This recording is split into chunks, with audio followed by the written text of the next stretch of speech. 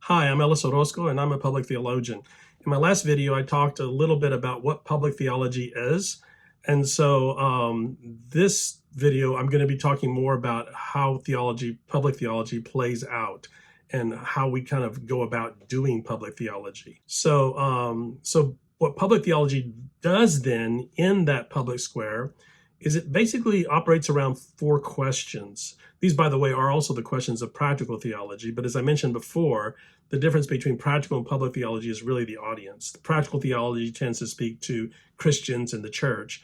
Public theology drags that conversation into the public square.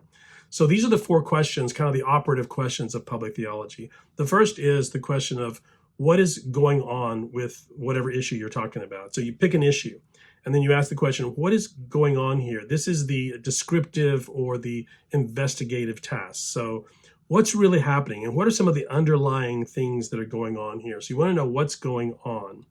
The second question is, why is this going on? So this is the interpretive task. You're trying to interpret not only what's going on, but why is that happening with this particular issue? The third question is, what ought to be going on? That's the ethical or normative question. What should be happening with this issue, and does it align with what's actually happening with this issue? And then the fourth question is, how might we respond? And that's the practical or the pragmatic task. What can we do about it? If what ought to be happening and what is happening don't align with each other, how can we get them to align? So that's basically the work or the questions surrounding public theology, and those are the questions we'll kind of be going through with every issue or topic that we discuss. Now, there's a couple of things that are important to understand in trying to take theology into the public square. And one of the main ones really has to do with language, the kind of language we use. And what I mean by that is that we want to avoid two types of language. We want to avoid vague language, and we want to avoid specialized language. So an example of vague language could be when you say, well, that's liberal.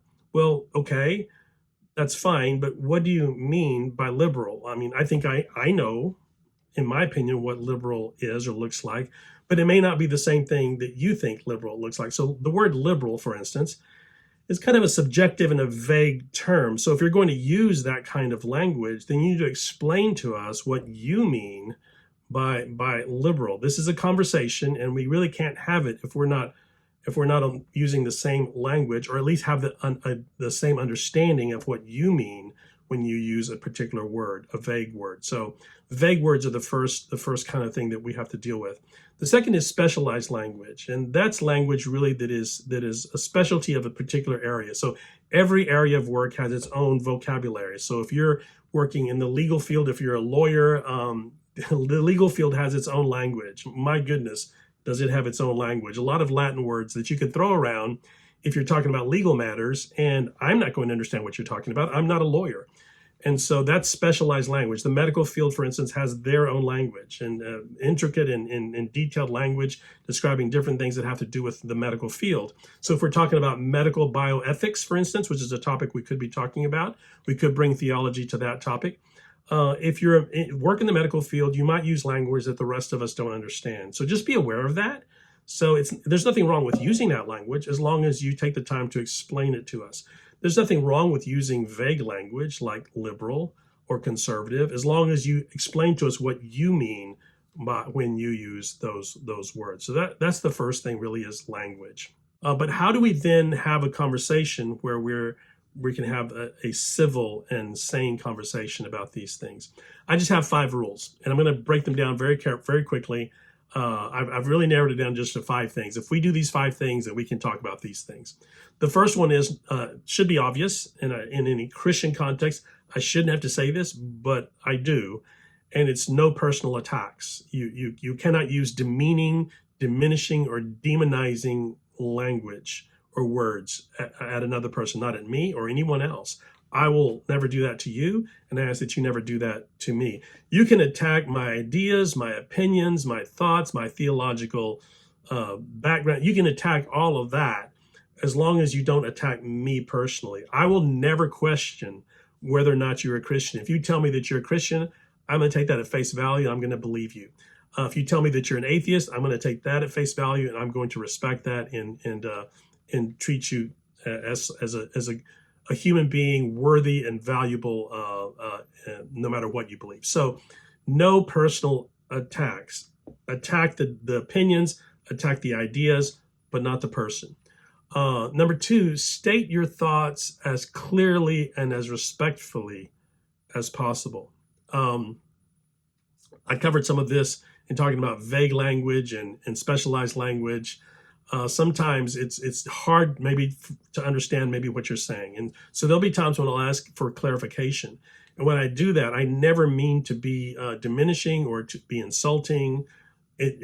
When I'm asking for that, it's really, I sincerely don't understand what you're saying, and I just want to clarify some things. So try to be as clear and respectful as you can with your thoughts. Number three, and this kind of goes off of number two, don't assume that we know what you are, what you mean when you give an opinion, especially when you use vague or specialized language. Okay, just don't assume that we know what you mean. Explain it for us. Treat me like I'm a first grader, because you have expertise that I don't have. You're an expert in certain areas that I'm not, and so I am like a first grader. If you're talking about, I don't know, biomedical ethics, I'm like a first grader or a kindergartner, maybe. I know less than nothing, so I need your help with that. So that's super important.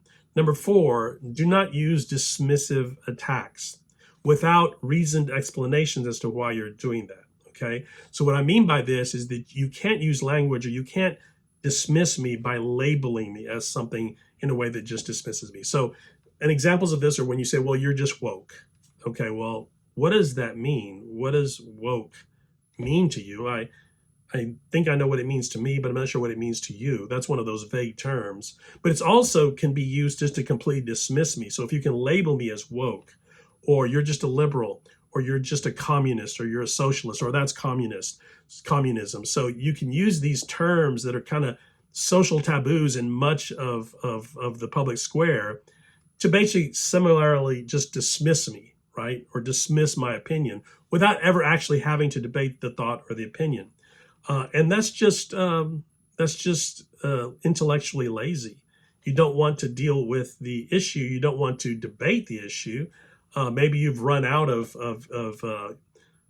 debate tactics, and so you just go to dismissing me by calling me something. By the way, that happens on both sides. On the other side, you could say, well, you're just an uneducated bigot, or you're a racist, or you're a closed-minded right-wing fundamentalist, or you're a fill in the blank, right? So now you've just dismissed that person completely, and you don't have to debate them anymore if you can just dismiss them. Both of these from both sides are intellectually lazy ways to deal with issues and are unacceptable in a sane and civil discussion of the issues. And by the way, most of the time they have no bearing on the debate. They're completely irrelevant. Whether I'm a socialist or a communist or a Democrat or Republican or a liberal or conservative really has no bearing on what we're talking about. So debate the issue, right? Not all of these other labels. And number five, also should go without saying, and is related to number one, is just be kind and respectful at all times. That doesn't mean that you can't debate vigorously and passionately, and I love it when you do that. The fact that you're passionate and emotional about an issue means that you care. And I'm excited when I see people passionate about it. Even if I disagree with you, I may be on the completely opposite side of you on that particular issue. But I really do appreciate the fact that you're passionate about what you believe in, and that means a lot. So that's it. These are the kind of the rules we want to go by in talking about these things. And I hope to be able to foster kind of a safe place on this channel for people to really share their thoughts on some of the most important issues of our day. So I'll see you next time.